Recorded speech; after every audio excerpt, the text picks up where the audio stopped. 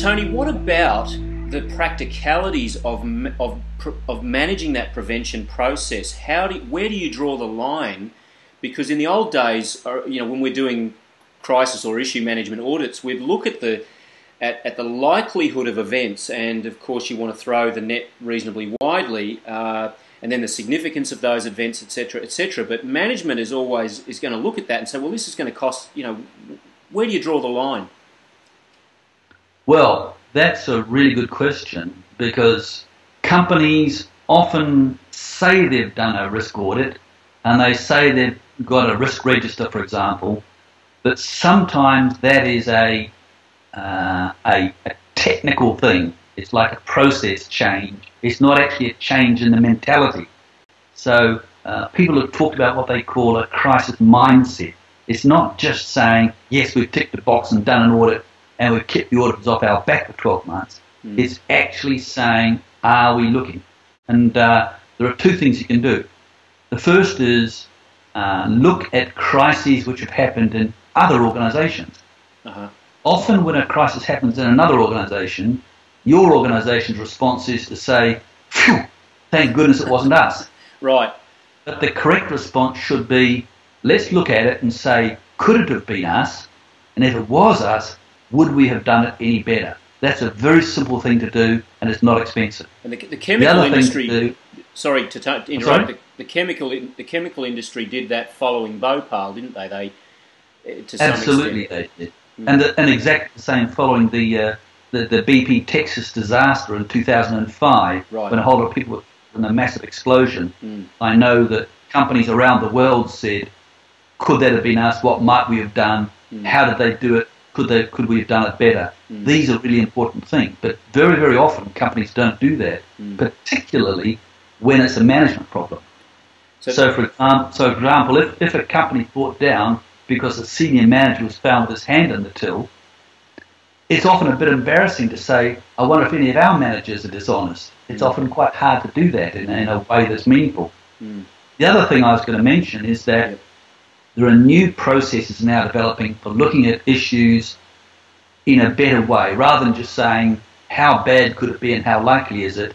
There are other criteria which can be looked at, and I've actually developed a model to help companies say, not only how bad could it be, but other things, how willing are we to deal with it, and so on. So there are processes which come under the category of what's normally regarded as issue management, which help you to look at issues in a more proactive way, rather than just saying, yes, we've got a list.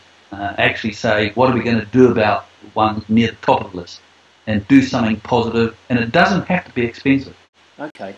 Tony, how much attention does this kind of action need to gain from management? I've read in some of your other work that you've talked, for example, about the fact that bad news travels really fast, really quickly, everywhere, except in the inside the organisation.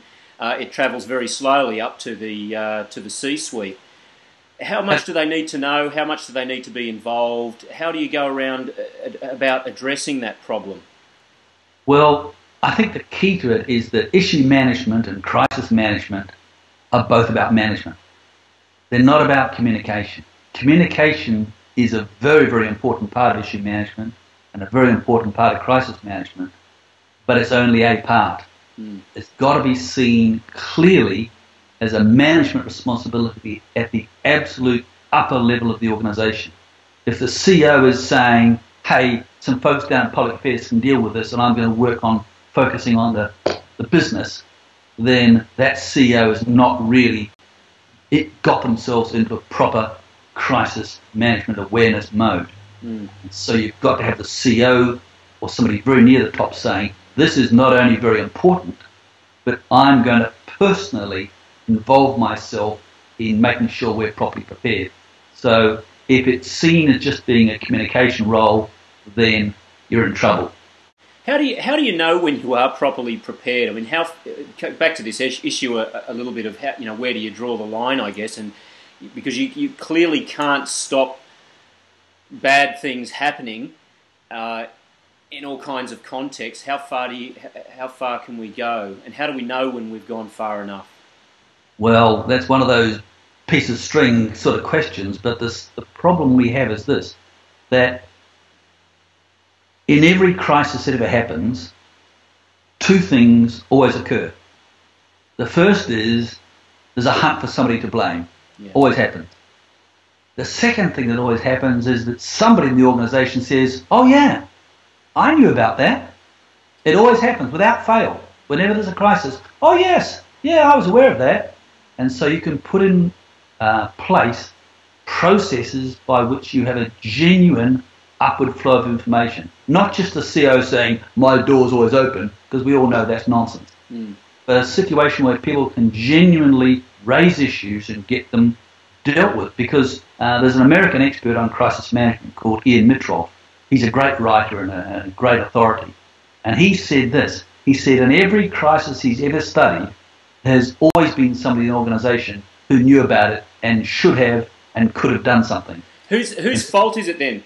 Should we be levelling blame at that level within the organisation, at an operational level, or is there something wrong with the management that's forcing those issues under?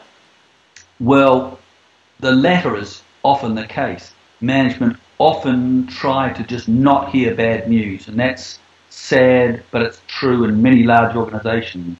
And after the BP Texas disaster, for example, a book was written on the subject, and the book was entitled Failure to Learn. And it was about the fact that the then head of BP, Lord Brown, would never ever listen to anybody who brought bad news forward.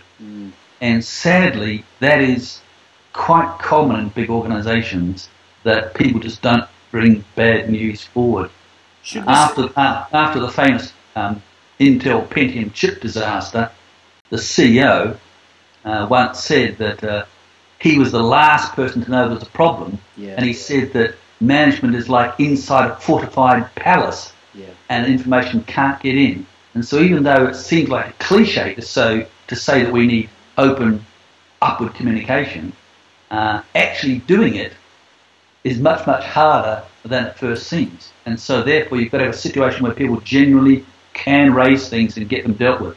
Do you think that it requires either some kind of legislative or legal framework to be foisted upon corporations, or do you think a position inside the corporation ought to be given responsibility for this? Is it an existing position if that's the case, or something else?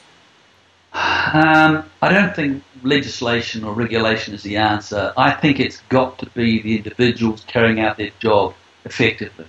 A good example of how you need to get the right attitude at the very top of an organisation is demonstrated after the BP Texas fatal explosion fire in 2005. There was a big inquiry into that disaster, and the inquiry found that even though many, many faults took place at a local level at the site, which is just outside Houston, the ultimate responsibility lay with the board of BP in London. And it was decided very clearly that the board had not asked questions, had been willing to accept poor information, and in the end, those guys sitting with their suits and ties on in London were the people who are ultimately responsible, not the individuals down in BP Texas City and at the site where the accident took place. It's kind of easy in a way to point the finger at the board, at the fat cats. They're sheltered in their ivory tower and all of those kinds of cliched images. But how real is that? How does that happen? The way forward, which is illustrated by what happened at BP, is that this is not about some fancy new process. Process is very important, but really it's about a mindset. It's about a crisis mindset. And that doesn't mean a crisis mindset saying we'll be pretty good when a crisis strikes. It's a crisis mindset which means what can we do to make the organisation better prepared for a crisis when it happens? What can we do to prevent a crisis happening in the first point? Let me just conclude by making this point. I did a research project recently interviewing CEOs of chemical and petrochemical companies in Australia. And I put one question to all of the participants. I said, do you think it's true that the best crisis management process is to take steps to prevent a crisis happening in the first place? And every single one of them said, absolutely, Tony, that's the key to it. Okay. Well, Tony, we could go on from there. That you've certainly raised a really interesting and important topic, but perhaps we can do that again on another day. Thanks for your time today. My pleasure.